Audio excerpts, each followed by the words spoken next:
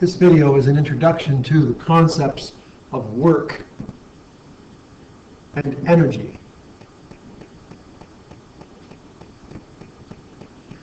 These words have a very broad meaning in the English language. We say things like, that was a lot of work, or I don't feel like I have much energy today. But in physics, these words are very specific, and they mean very specific things. However, they are also related to each other. And so what we want to do is just get our heads around the concepts and what they might stand for, what they might mean, and how they're related. So we'll talk first about work. Work is basically quantity that depends on two things. It depends on a force being applied, and it depends on the displacement through which an object is moved because of the force that's applied to it. So, very simply, the equation or the mathematical expression is force, and I'll put F applied here to remind us which force we're talking about, because we have net forces and applied forces and all kinds of things. It's interesting to note that it is not the net force. It's the applied force on an object, and it's multiplied by the displacement. Both of these are vectors. However, what's interesting is when you multiply vectors, there are two possible ways to do it. And when we multiply the vectors for work, we are multiplying them in a way that produces a scalar answer. And I'll show you a little bit more about that in a subsequent video when we start talking about angles and sines and cosines. But for now, all we need to know is that work is a scalar value. What that means, I guess I should have wrote, is a scalar. That means that it has only a magnitude and it has no direction. Magnitude only, because it's not a directional thing. It's simply an amount of something. And I'm going to make a comparison later about how work and energy are kind of like money and wealth. And so you can imagine how, money has no direction either. You either have it or you don't. Okay, so work is a scalar value, and it's caused by applying a force to something and causing that something to move through a particular displacement. Now that's pretty straightforward, sort of mathematically. Let's talk about what energy is. Well, energy is another concept that's related to work. And again, energy is a scalar amount. It's not a vector. So it's just a magnitude. It's just an amount only. And it's an amount of what? Well, it's difficult to actually envision what energy is because it's not really a tangible, touchable object. You can't really hold energy in your hand. Energy is more of an accounting system. So I like to compare energy in the universe with wealth or a bank account. Right? Energy is the bank account of the universe. And we use it to keep track of basically the state that the universe is in at any given time. Energy is the bank account of the universe. So imagine that anything you do in life requires an exchange of money or wealth. If you go to Walmart and you want a television, you have to exchange money. There has to be a change in the amount of money somewhere. Walmart gets a little more money, you get a little less money, and the television. And so the money that keeps moving hands, imagine all of the changes of hands of a $20 bill when it leaves your pocket.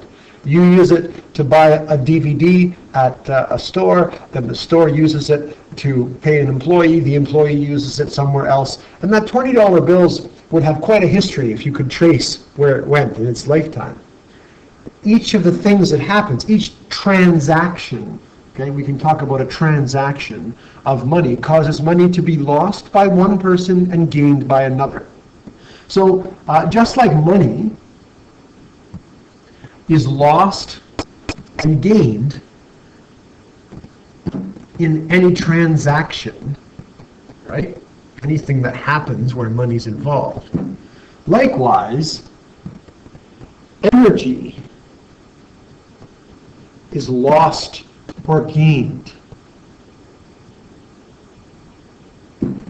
in any, and I'll use the word transaction again, but what we mean by that is basically anything that happens in the universe, right? Anything that happens, from a dog barking to a car driving down the street, putting a heavy box up on a shelf in your closet, a planet circling the sun. All of the things we observe are transactions, all observations, I guess you could say. All the stuff that happens in the universe is like a transaction, and instead of costing you money, it costs you energy. So energy can be thought of like money. Now, here's an interesting little thing that I'll point out, but I won't dwell on it too much. There are different ways to express money. A little kid who's maybe 7 or 8 years old thinks about how much money they have as a measure of their wealth. So if you talk about the wealth of someone, they'll say, well, I have $20 in the bank, so I have $20, that's my wealth. What little children don't often understand is there's a whole other side to wealth. And it's not until you get a job and start paying some bills that you start to realize that there's something called debt. And debt is represented sort of like negative money. So if you had $20 in the bank, but you owed $30 to your friend, then you would have an overall wealth, if you measured that up by adding it together, of negative 10. You'd owe $10, or we sometimes say that you're 10 in the hole, or $10 in the red, because accountants often use red ink for debt. So that's kind of an extra thing. And just like that, in the universe, there is energy that can be both in the bank as wealth, but it can also be debt. There's such a thing as energy debt. And this is something we're still wrapping our heads around understanding. The universe is more than just what you observe. There's stuff out there that can't be seen. Just like you can't see a $30 debt, the universe has energy that acts like debt. Has to be paid back in a sense. So believe it or not, you can take a loan out on the universe. And in fact, if you want to do a transaction and you don't have enough energy for it, you can take out a loan, believe it or not. And you can borrow energy from the universe as long as it gets paid back within a very small amount of time. Or as long as somewhere else in the universe that debt gets paid back. It's a very complicated thing, but it's very much like your bank account. Now here's the interesting thing. If you have zero wealth, well, the easiest way to express that is that you have $0. But there's another way you can express the concept of zero. That would be, let's imagine you had $40 in the bank, and you also owed your friend $40. So effectively then, your wealth would be described as zero. But what's cool is in the first case, there's nothing to see, nothing to show. You have no money in your pocket, nothing in your bank account, nothing exists. And yet, in the second scenario, you can actually see $40 in your bank account or in your pocket. And your friend can be constantly reminding you about this debt. Hey, buddy, you owe me $40. And these are two, what we would call real, tangible things. But these two real, tangible things still add up to zero energy or zero wealth. In the universe, things can exist only because there is also some sort of debt that has to be repaid. In a sense, all of existence, the matter, you and me, the desks you work on, the dog you have at home, everything you observe in the universe is like money in the bank account, but there is still a debt to be paid that balances all that out, which actually means that the universe has actually a zero energy level if you were to look at the whole thing as a giant, one giant entity, which has all kinds of crazy implications about, us? Do we even exist? Are we even around? Or are we just blips? Are we just temporary bank accounts that pop into existence but are canceled anyway by a debt in the end? So that's kind of an interesting aside. And the more you go into physics, the more you will learn about that. But I think it's important for us to actually think about it. Now let's go back to this statement here, that energy is gained or lost in any sort of transaction or in any sort of thing that happens.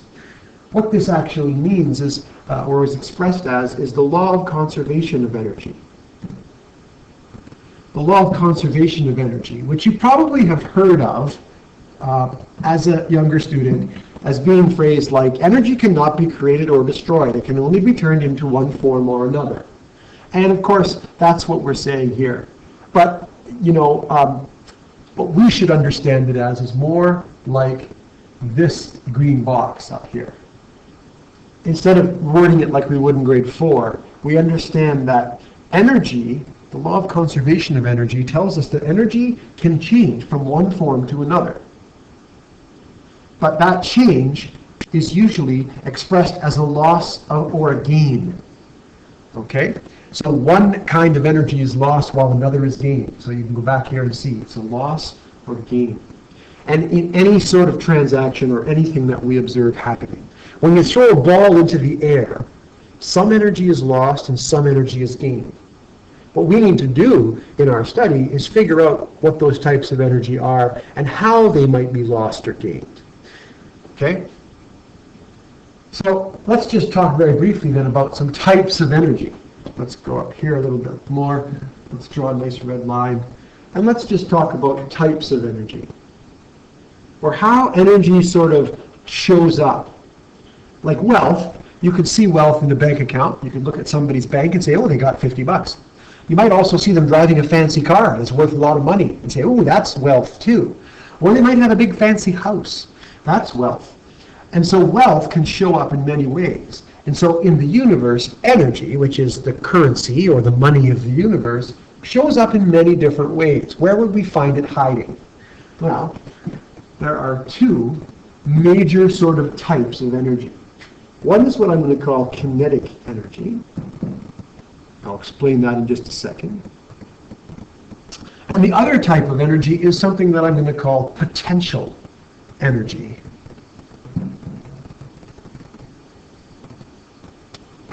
Okay. Kinetic energy, the word kinetic means moving or motion. And so kinetic energy is basically energy that things have simply because they're moving. Anything that moves has kinetic energy. So in order to be moving, you need to have energy. And it's called kinetic energy. Now, that would imply that for your cat running down the street, or a ball that you've thrown in the air, or a car that's driving, or a boat, or a planet going around the sun, or anything that moves is going to have kinetic energy. And we're going to learn how to calculate and describe that amount of energy. Now, I'm going to put a little line here because there are some other things that move. Molecules and atoms move. Molecules and atoms move. They vibrate. They jiggle around inside of us. In grade 9, you learned about the particle theory of matter, and you learned that matter is made of particles and they're always moving. Well, that vibration, that motion that they have, is noticeable to us as something very common. It's heat. Vibrating molecules are heat. So if you move faster, if the molecules move faster and vibrate more vigorously, then the object becomes hotter. And as it cools down, these atoms would move slower, vibrate less vigorously.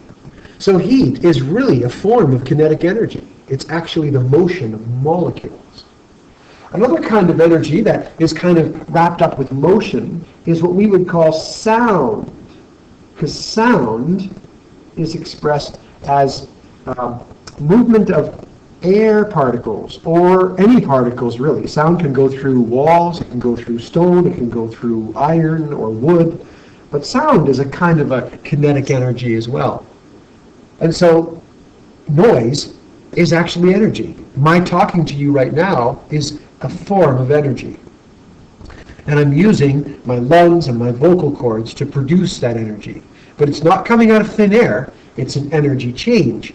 The energy that I'm using to move my lungs and my vocal cords is coming from somewhere else. I wonder where that came from. Well, that came from what we call a kind of potential energy. So I'm going to change my color here, over here for potential energy. We'll do it in green.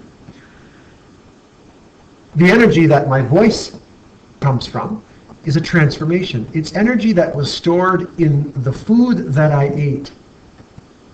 The bonds between molecules, are forms of energy. And when we break down or digest food, particularly sugar, we get energy. So there is energy that comes from chemicals. Now, what I neglected to point out here, and I'll squeeze it in, is what potential energy means. It kind of means energy that is sort of stored up, waiting to be used. So a little piece of sugar, a tiny little grain of sugar, is actually energy because of the bonds that hold it together.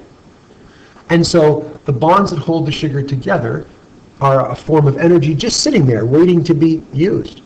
And our bodies can use that energy because we can turn that sugar into some other form of energy. We can transform it. All right?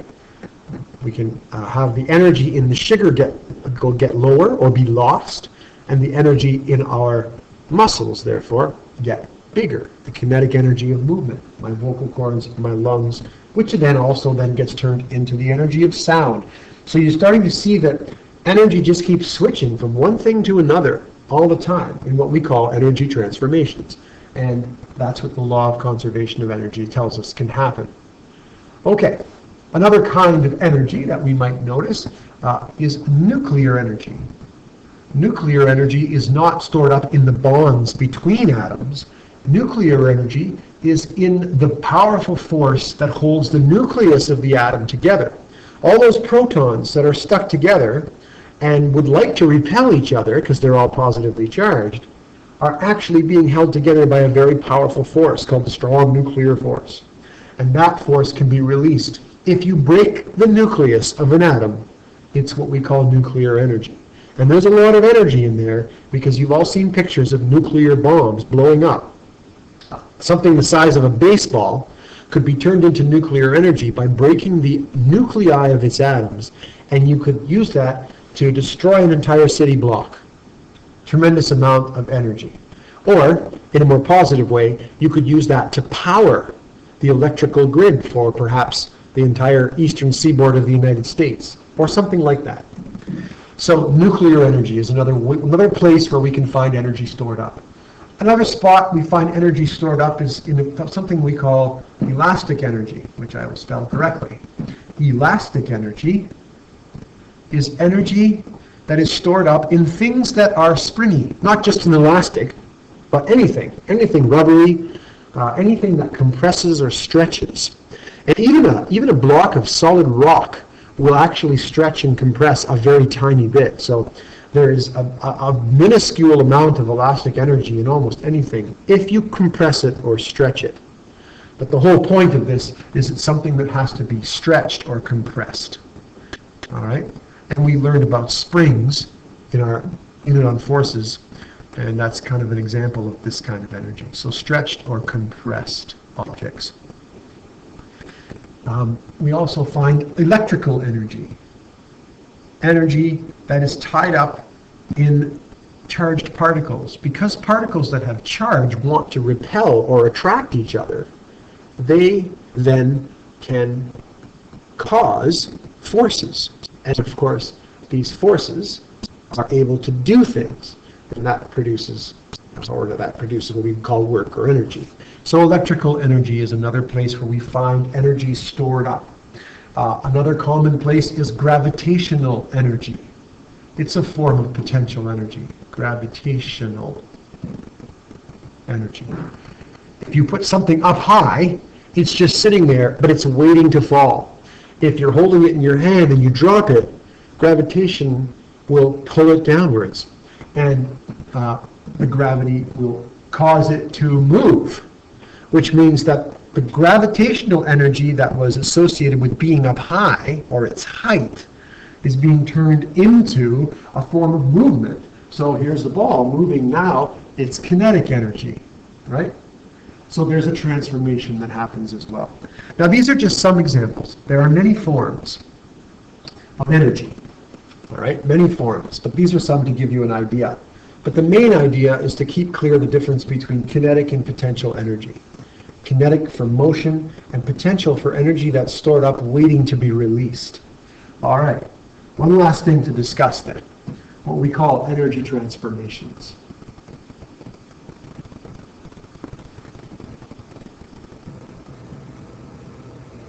Energy transformations are what makes life possible. It's what makes the universe exist. Everything that we see happening in the universe is caused by one of these types of energy turning into another. All right? So the fact that you live and are alive is because chemical energy that you're getting from sugar molecules, from breaking the bonds in digestion, and from your mitochondria breaking down the actual molecules of sugar into water and carbon dioxide. These things are changing the chemical energy into all other sorts. Things like heat. Our bodies are warm. It's turning into motion when we walk and move or wave our arms. It's turning into sound when I produce noises and talk to you with my voice, and so on. And so energy transformations are really what goes on. These are the transactions of the universe. And it's important to remember that in an energy transformation, one type is lost and the other type gains. Another type gains. Or another type is gained, I guess you could say. And what's interesting about this, the other part of this, is that energy doesn't just disappear, right? If there's 20 bucks, you can't just make it disappear, right? If you give it to someone else, you lose it, but they have it. It's in their pocket. It never goes away. Even if you were to rip up the $20 bill, the $20 bill represents money that the government has on the books. So it still doesn't even actually disappear. The government is going to be thinking, where did that $20 go? It says here in the books that there should be $20 out there. So energy is never destroyed, and it's never just created. It's always a loss and a gain. Always a loss and a gain. Let me give you an example. Let's take the chemical energy in gasoline. Gasoline fuels our car. It's a form of chemical energy because the bonds in the molecules inside the gasoline, all kinds of hydrocarbon molecules, can be broken down with oxygen and heat to produce other things, and the energy is released. Now, what does the energy become?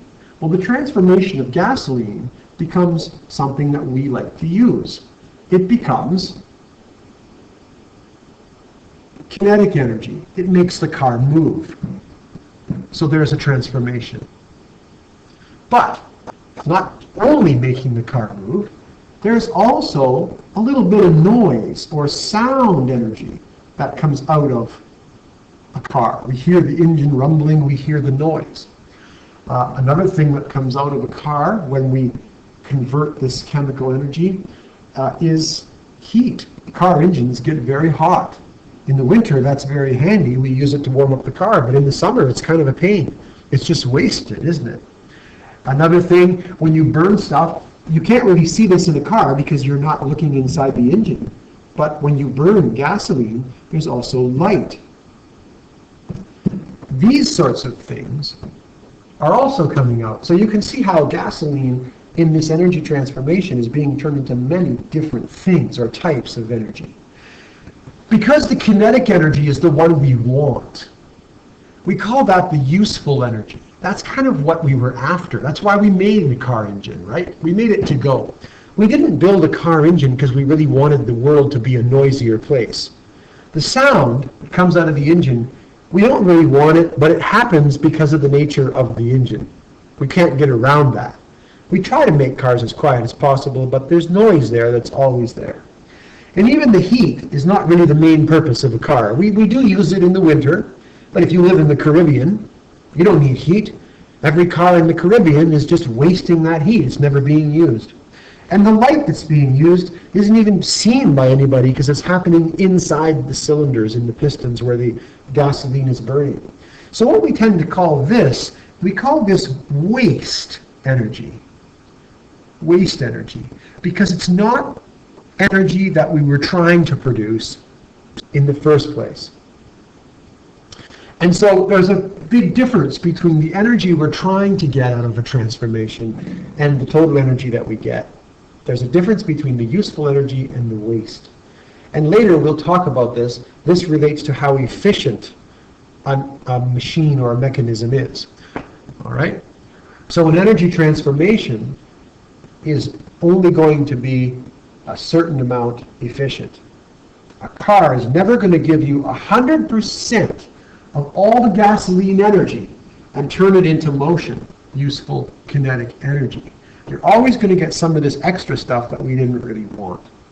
But if you add up the useful energy and the waste energy, you will get exactly the same amount of energy that was found inside the gasoline in the first place. It's like accounting. It all has to add up. And so that is basically what we mean by energy. Now, we talked about work and we talked about energy. Well, guess what? There are really just two ways of looking at the same thing. Let me give you an example. Work can be defined as work is a change in energy. Now, if there's a change in energy, there's a transformation, then that means a transaction has happened. So work is what we call the transaction. Work is a change in energy. But energy is often defined, if you have energy, then you can do work. Energy is the ability to do work.